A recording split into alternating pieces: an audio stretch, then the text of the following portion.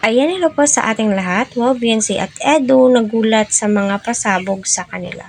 Alam naman po natin na deserve po nila yung mga biyayang natatanggap po nila at sinishare po nila ito sa mga Kalingap boys. So napakaswerte po nilang lahat. Ni Beyonce, kita ko, wow, yung dating pangarap mo lang magkaroon ng mga bagay, mga material. Although, sabi nga po ni Beyonce, di daw po niya kailangan yan. Di daw po niya expected lahat ng mga binibigay ng sponsors. Deserve mo yan, Neng. Deserve na deserve mo yan, Beyonce, sa totoo lang.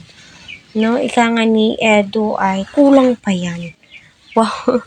'Di ba? Sinabi ni Eds, kulang pa daw po. Yes. Alam niyo kung ano yung kulang? Bahay na lang, 'di ba, Eds?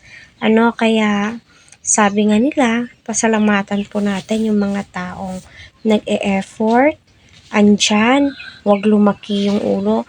At nararamdaman ko naman po ito kay Vian sa ibang-iba po siya, napakamasayahing bata, napaka-palangiti, ang ganda niya.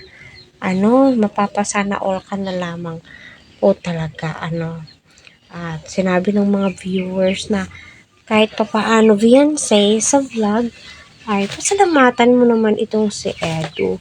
Kahit na naka-off cam, thank you ka ng thank you, mas mainam kapag napanood ng mga viewers mismo na nagpapasalamat ka at isinasali mo si Edu.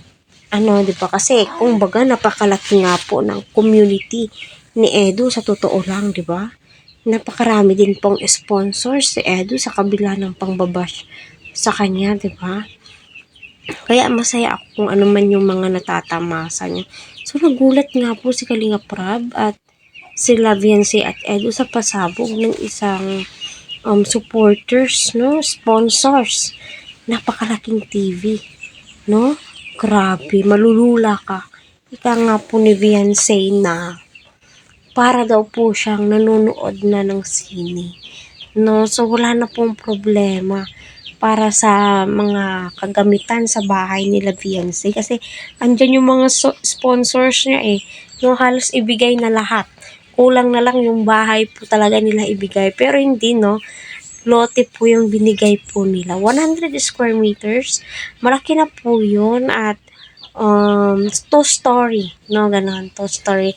Same as Joy Diwata, diba? At saka, alam naman po natin lahat na marami po ata sila Beyonce na magkakapatid, so, kaya medyo, feel natin kung bakit ganon mag-comment yung mga supporters ni Beyonce. Malamang, may another pasabog naman ang mga sponsors niyan at saka sila Kalinga Prab kasi narinig yung mga reklamo ng mga supporters ni Beyonce. Di po talaga maiiwasan yan. Kaya go lang po ng go.